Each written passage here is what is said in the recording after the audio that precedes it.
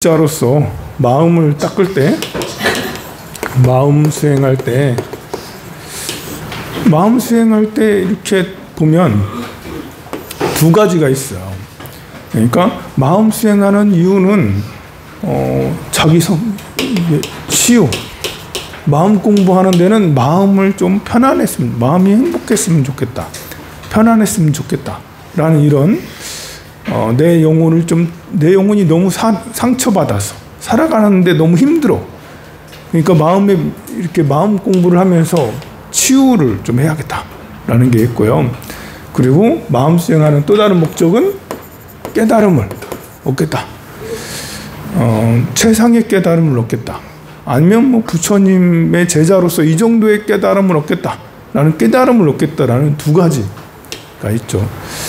마음 치유를 하지 않고는 깨달음에 이를 수가 없죠. 마음이 상처받은 마음을 먼저 치유하는 게 중요할까? 아니면 깨달음을 향해서 달려가는 게 중요할까? 그 마음 치유가, 마음이 병났다는 건 화나거나, 아니면 욕심을 주체 못하거나, 아니면 어리석거나, 우울하거나, 너무 또 조증이 있거나 등등 이런 것들이 마음의 병 아닙니까? 너무 막 욕심을 참지 못하는 것들도 마음의 병이죠. 뭐 하다가 때려치고 막 그만두고, 좀 하다가 다시 때려치고 그만두고, 뭐 이런 것들도 마음 병이에요. 화를 막 자꾸 내는 것도 자꾸 마음 병 중에 하나죠. 마음이 너무 깔아지는 것도. 그래서 마음이 병이 들면 나만 힘든 게 아니라 주변 사람들도 다 힘들어. 그래서 이 마음이 병들지 않은 상태에서 깨달음을 향해서 막 수행할 때 마음의 수행의 방법은 사마타와 위파사나를 두 개를 다 같이 하면서 하는 게 마음 수행이거든요. 마음 수행은 어떤 게 마음 수행이냐? 사마타와 위파사나를 같이 겸해서 하는 것을 마음 수행이에요. 이것은 지라고 그러고 이것은 관이라고 그래요. 지관쌍수라는 말 들어봤죠? 여러분들 역사 시간에 정해쌍수라는 말 들어봤죠? 보조진을국사가 정해쌍수를 주장을 하셨어요. 이거는 정이요, 이것은 해입니다. 이것을 멈춘다 라는 것, 이것은 보인다. 멈추면 비로소 보이는 것들. 해민 스님의 책이 있잖아요. 그게 이제 지관쌍수고 정해쌍수고 사마타와 위파사나를 하는 거죠. 사마타는 우리가 조금 전에 한 것처럼 천수경을 막 독송하는 거예요. 경을 독송하고 주문을 독송하는 거예요.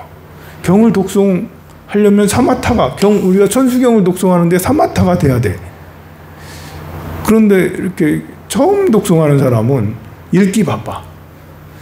막 다란이를 할 때는 못 따라와. 나모나나나나야 하는데, 이거 처음 보는 주문인데 발음도 안 되는데 뭐 빠바바박 달려가니까 못 따라가서, 이게 사실은 그런 주문들이 사마타를 하기 위해서. 근데 사마타는 게 집중이에요.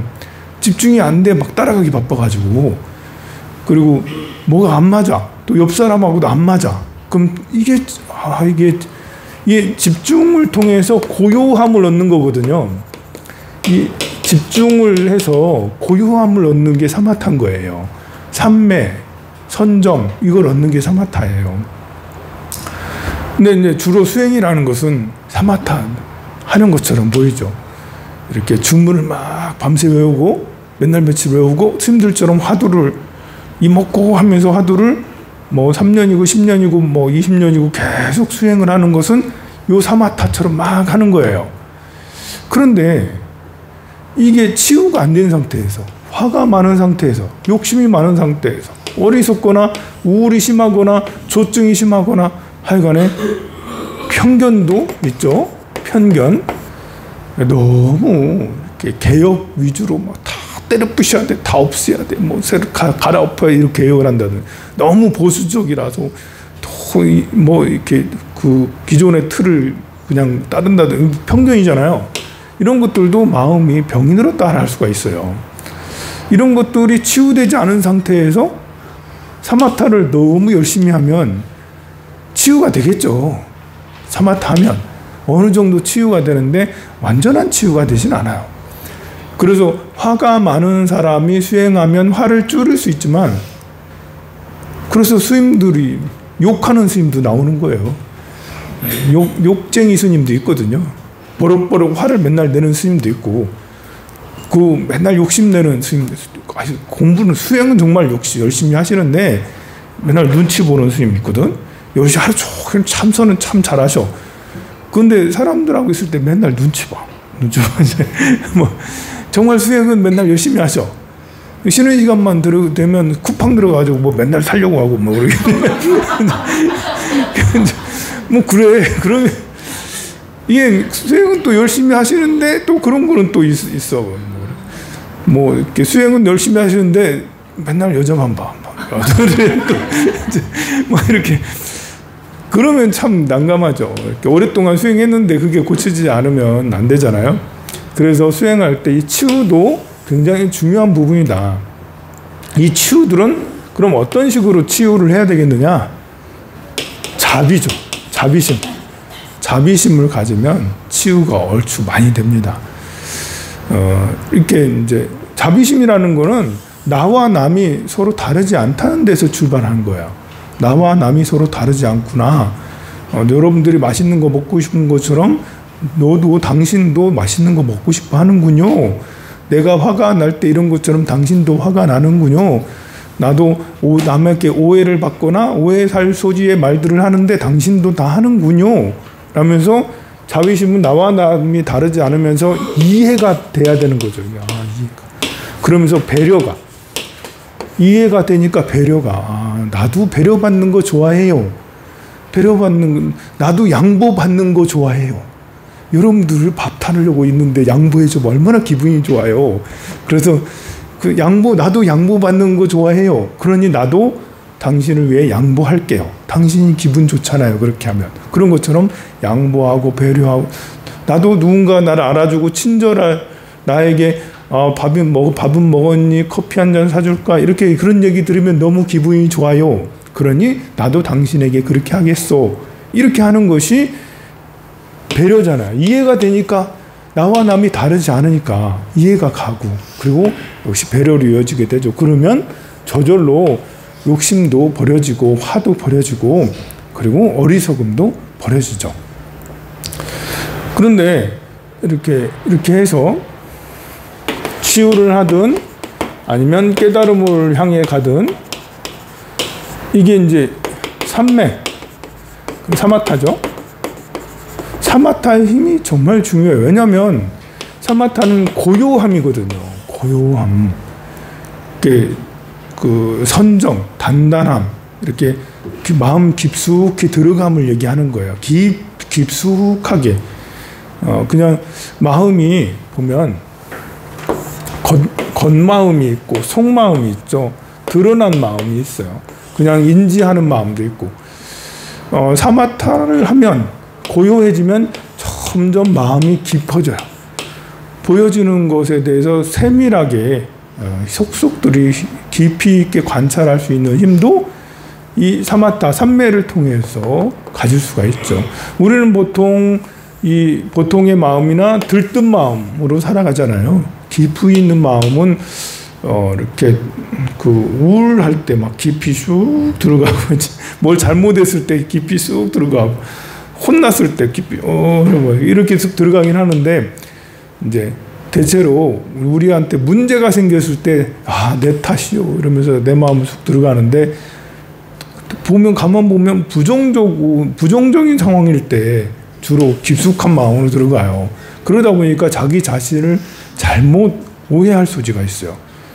나의 마음을 깊숙이 들어가는 건 좋아요. 슬픔이라는 것은 대단히 우리에게 좋은 거예요. 실패라는 것도 대단히 좋죠. 누구한테 무시당했어.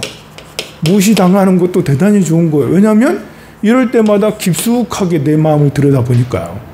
그런데 깊숙하게 내 마음을 들여다보는 것은 나를 좀 변화시키려고 하는 그런 발보리심이 돼 있는 사람한테는 그래도 아, 이건 내 문제구나 이렇게 하면서 되는데 이렇게 무시당하고 슬프고 또 실패하고 이런 상태에서 이거 나 때문에 이렇게 내가 업장이 얼마나 두터우면 맨날 실패하고 맨날 집안에 돈 다 끌어쓰고 뭐 이렇게 우리 집안 나 때문에 다 망했어 이러면서 이제 내가 얼마나 실패하면 얼마나 그 못났으면 맨날 여자한테 차이고 남자한테 차이고 맨날 그런다고 무시당하고 뭐 이러면 이게 이제 자기 자신을 깊숙하게 보는 게 아니라 왜곡되게 보는 거죠. 왜곡되게 보기가 쉬워요. 그러니 이렇게 되면 상처가 되고 그리고 자존감이 팍 떨어져서 정신적 문제가 되는 거죠. 그러면 이렇게 꼭 실패하지 또 상처받고 꼭 슬프고 무시당할 때만 내 마음을 보느냐 그런 거 아니고 내가 정상적인 상태에서 내 마음의 깊숙한 곳을 봐야 될 필요가 있는 거예요. 그게 수행이에요. 그게 수행.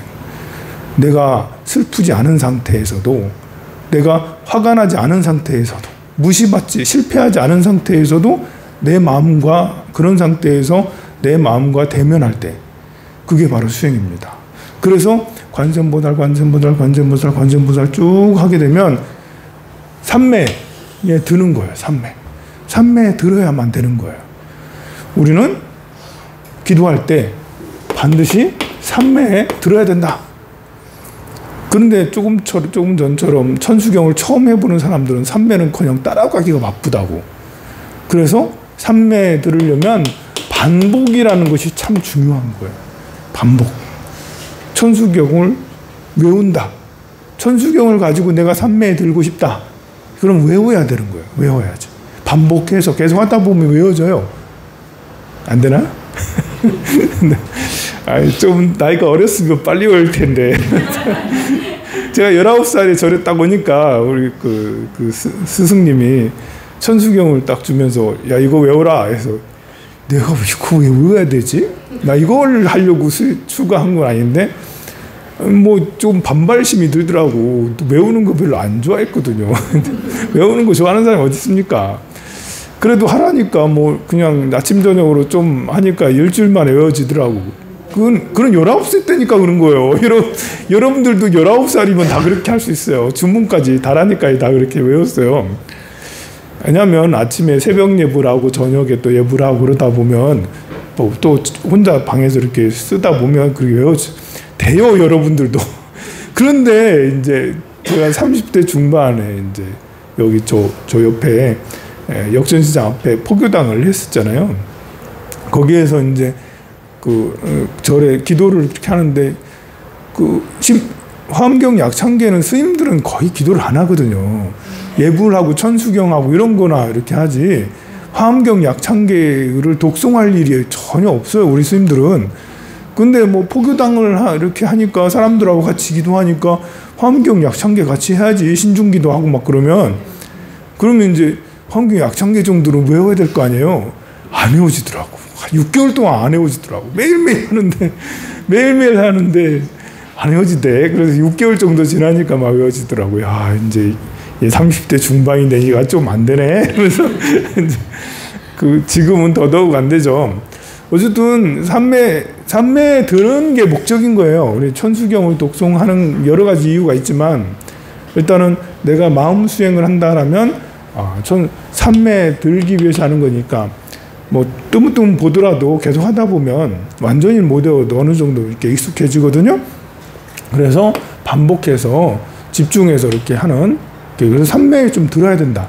삼매에 드는 것도 단계가 있습니다. 지금처럼 그냥 따라가기 바쁘는 주문하기 바쁜 따라가기 바빠. 번뇌가 아직 많아. 그리고 점점 집중력이 좋아지고 번뇌는 여전히 많아요. 번뇌가 제로.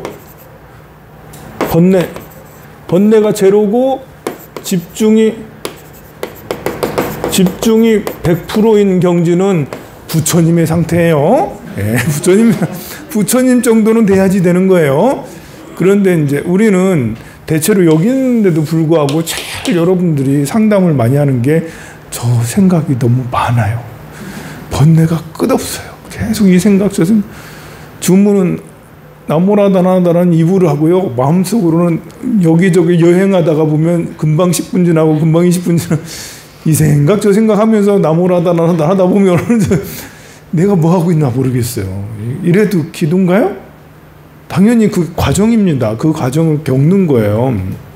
자기 자신의 번뇌가 자꾸 일어나는 것을 알아차리는 게 나쁜 게 아니에요. 내가 너무 복잡해, 마음이 복잡해, 힘들어. 계속 생각이 끝없이 일어나. 그런 거는 이제 나의 번뇌를 보는 거죠. 관하는 거죠.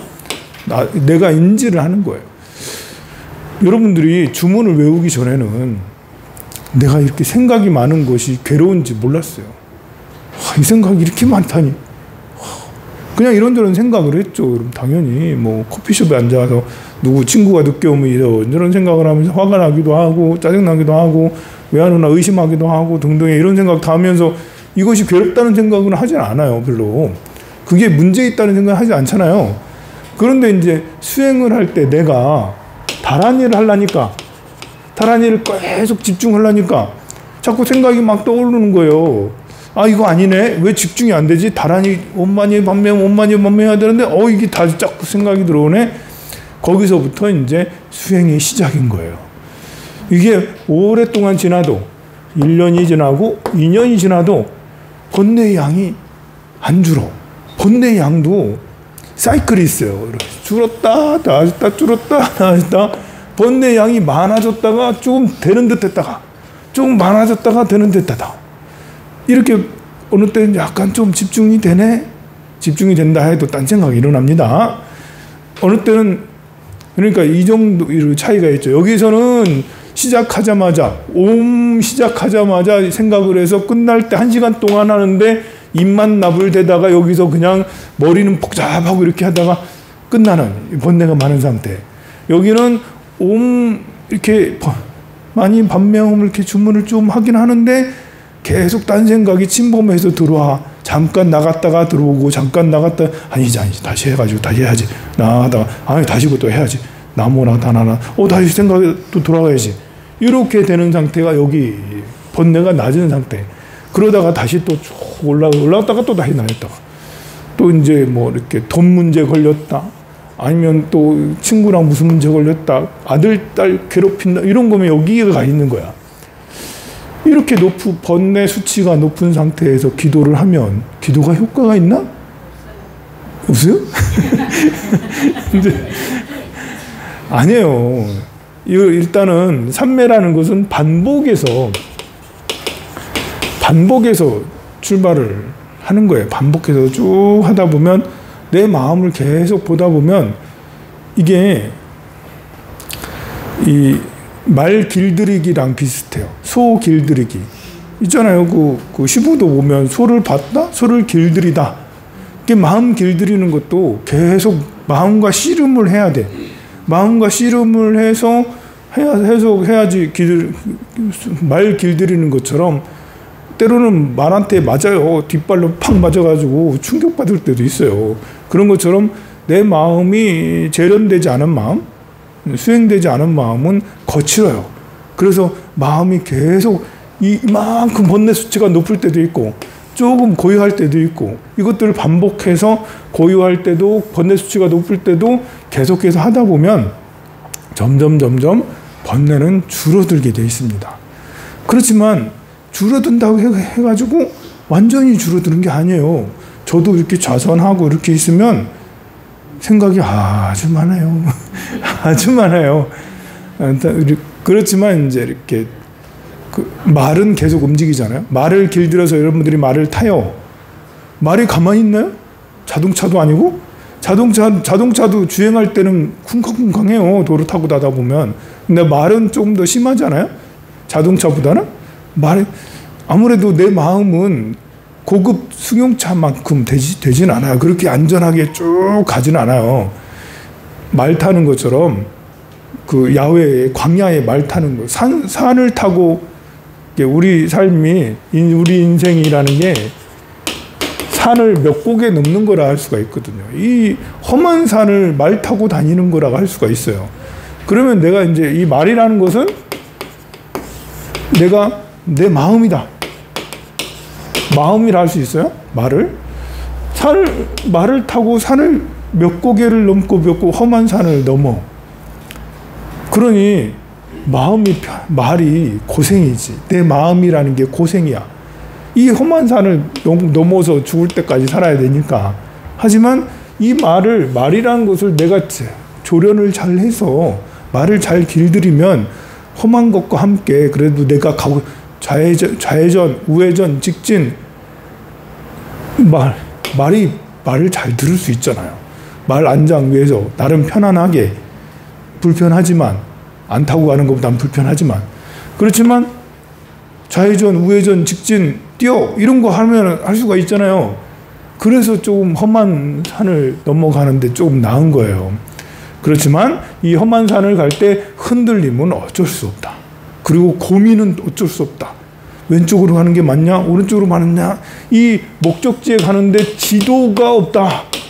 인생이라는데 뭐 지도가 있어? 없어. 잘 그냥 어디론가 가긴 가야 되는데 왼쪽으로 가야 되나? 오른쪽으로 갈림길이 참 많아요. 그때 바른 선택을 해야 되는데 일단은 말을 잘 들어야 된다. 말을 잘 들어야 돼. 마음이 말을 잘 들어야 된다. 그러려면 삼매가 필수다. 삼매가 매우 중요하다. 길들이는데 그러니 기도하면서 삐죽삐죽한 이런 마음들이 일어날 때마다 번뇌가 많을 때마다 이거는 길들이는 중이다. 길들여 가는 중이다. 그리고 많이 길들여도 번뇌는 계속된다. 마치 말을 타고 가면 계속 움직이듯이. 자, 그래서 여러분들 삼매 한 번씩 들어야 됩니다. 삼매 들은 것도 100% 완전히 들어야 된다는 꿈은 버리고 그거는 이제 하루 10시간씩 해도 그게 잘 되지 않아요. 하루에 1시간, 2시간 하면서 내가 번뇌 없이 처음 시작할 때부터 끝까지 쫙 번뇌 하나도 없이 쫙 하는 목표는 그래야지. 목표는 그래야 되지만 그렇게 되기는 어렵다. 그래도 그걸 이렇게 쭉 하다 보면 이렇게 마음이 굉장히 편안해지고 마음이 좋아집니다. 236페이지. 지난 시간에 우리가 이제 이렇게 그 수다타 장자가 기원정사를 부처님 전에 지어드리는 그 이야기를 했어요. 기원정사를 부처님한테 불사를 해드려요. 수다타 장자는 급고독 장자라고 그래요. 고독한 이에게 음식을 베푸는 자, 매일매일 무료급식을 하는 자.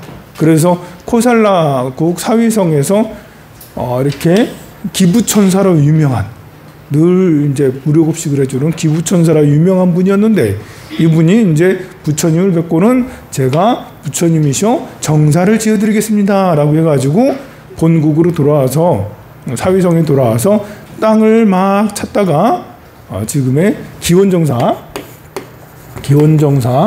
그 땅을 보고는 요 땅이다 라고, 이 땅이 너무 좋아요 라고 해가지고 그 땅을 매입하려고 수소문해 보니까 주인이 기타태자다. 태자가 주인이었다. 땅 주인은 부자야. 돈이 필요 없어. 땅 나 그 숲 내가 좋아하는 숲인데 팔고 싶지 않은데? 그럼 어떻게 되는 거죠? 값이 천정부지로 올라가겠죠. 아니, 천금을 줘도 안 팔아. 이번에 이제 요 주택 매입했잖아요. 며칠 있으면 이제 잔금 다 치를 거예요. 요 뒤에 주택들이 좀 두 채가 이렇게 보면 집이 아무도 안 살아요. 몇 년째 지금 안 살아요. 그래서 요 밖에 쪽에 주인은 어디 있는지 모르겠어. 연락도 안 되고. 요 안쪽에 내가 이제 앉아 있는 그 뒤에 집은 속집이거든요. 차도 들어가지도 못해. 그 골목 조그만데 들어가는데, 그 집은 2017년도인가 이렇게 땅을 샀더라고요. 요분이 샀어. 매입. 그래서 어떻게 찾아가가지고 이제 그때도 비싸게 샀어. 평당 1,000만 원에 샀어. 바보 아니야? 나 아무리 생각해도 바보 같아. 이게 40평이 좀 안 되거든요. 3억 8천에 매입을 한 거야. 무슨 속집을 평당 500만 원에도 이제 될 만한 집을 그렇게 한 거예요. 그래가지고 이제 그렇잖아요. 너무 그만큼 비싸니까 벌써 한 5, 6년 지났으니까 7, 8년 됐으니까 뭐 재개발 좀 이제 안 된다고 그러더라고요. 좀 요 기억자로 해가지고 그거 일부만 하겠대. 그래서 여기를 많이 다 빠져 이만큼 뭐 다 빠져요 보면. 그래가지고 여기 가가지고 안 팔아요? 했더니 안 판대. 안 판대. 그래도 우리 절에서 봤는데 그래도 아니 조금 본인 왜 샀냐 했더니 투자 목적으로 샀대. 투자. 그런데 왜 안 팔아요? 했더니 그래도 안 팔아요. 혹시 그럼 어느 정도 생각하냐 그랬더니 평당 3천만 원 생각한다. 와 세상에. 와. 야, 그럼 이게 요 38, 40평이 안 되는데 10억이 넘고 12억 줘야 된다는 거잖아, 지금.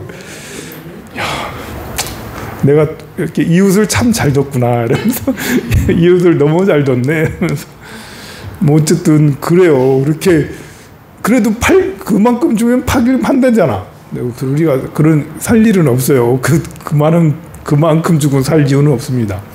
근데 여기도 마찬가지예요. 이렇게 극고독단자가 마음에 드는 땅은 기타태자의 땅입니다. 이거 기타태자는 뭐 돈도 필요 없어. 그래서 가가지고 제발 좀 땅 좀 파세요. 근데 뭐 계속 그러니까 자꾸 와가지고 짜증나게 맨날 와가지고 땅 파세요. 맨날 와서 땅 파요. 이러니까 그냥 지나가다가 그러면 저 땅에다 금물 다 깔면 내가 좀 생각을 해볼게.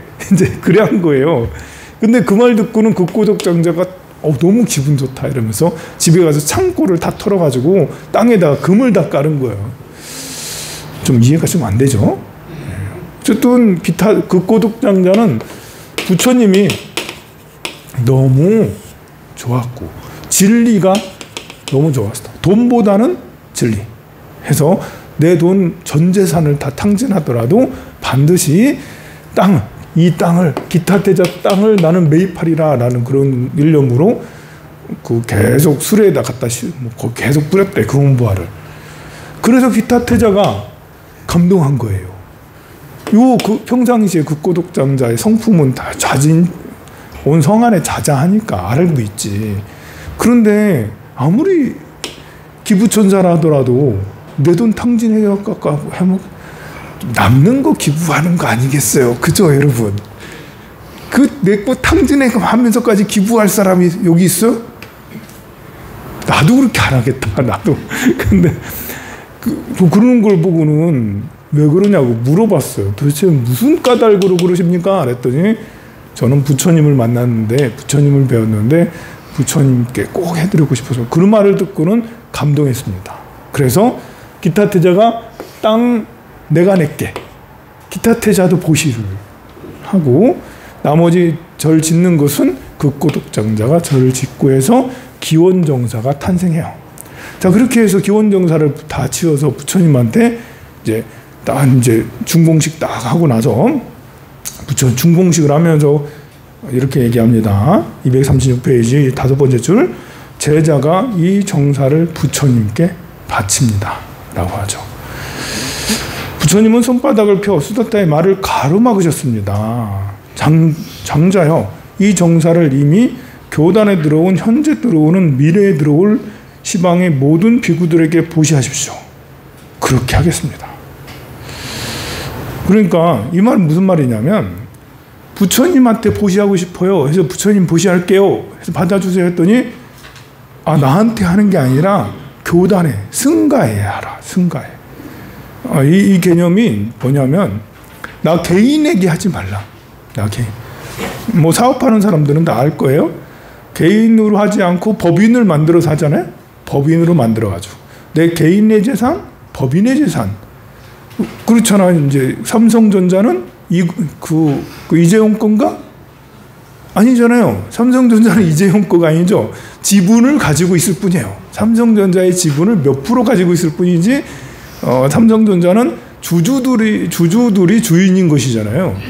그런 것처럼 그 절을 개인에게 부처님한테 100%다 드리려고 했더니 부처님이 이 절은 이렇게 보시는 우리 다 함께 있는 교단에게 보시를 하여라.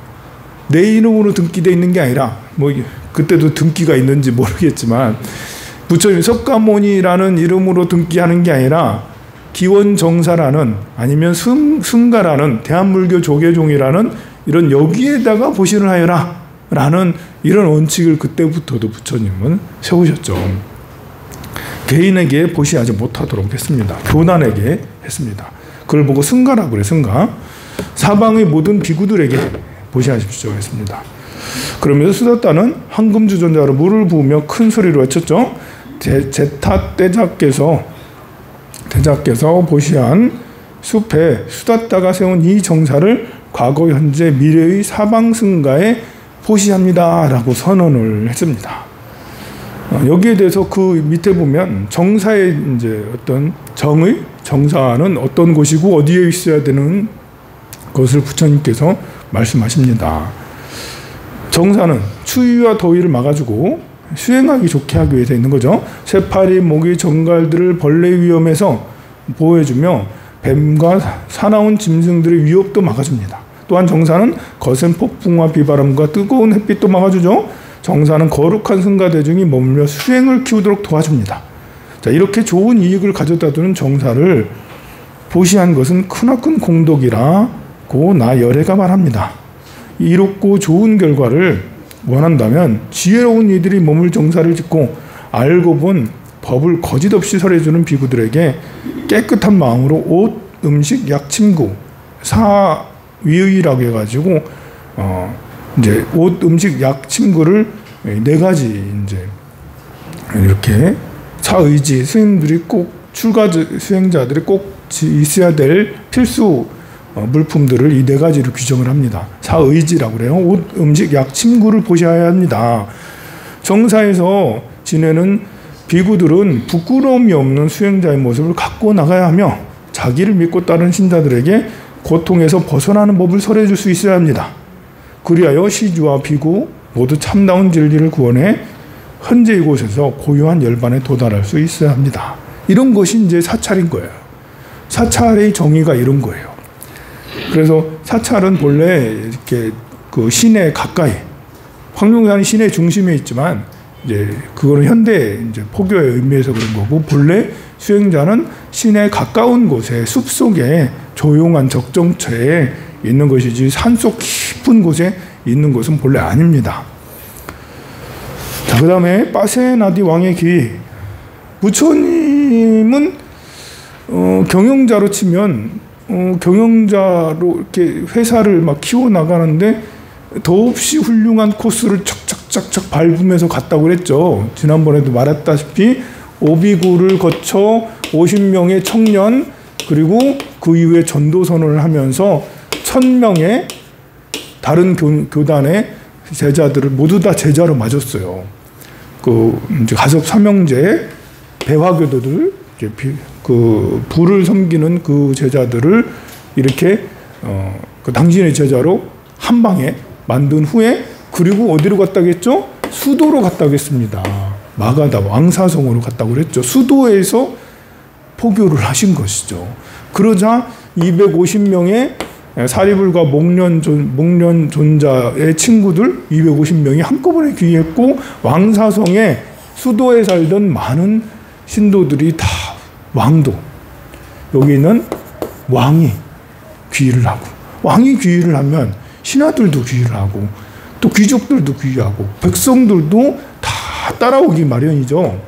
자, 이렇게 그리고 나서 이곳이 이제 더 확산이 되면서 코살라국으로 이어지는 거예요. 코살라. 그래서 기원정사가 설립이 되죠. 여기는 마가다국이 제일 크고 코살라국도 그만큼 커요. 당시 인도에서 양대국 큰 16개 나라 중에 제일 큰 나라가 마가다랑 코살라국이거든요. 근데 여기서도 거의 나라가 들썩하도록 부처님이 제자를 다 했지만, 코살라로 가면서도 기원정사를 설립하면서 거기 많은 그 제자들이 하는데 여기에 왕 빠세나디라는 왕이 부처님께 귀의를 하게 됩니다. 빠세나디 왕은 쉽게 귀의하진 않아요. 빈비사라 왕, 마가다국의 빈비사라 왕은 비교적 빨리 귀의를 해요. 보자마자 부처님한테 귀의를 해요.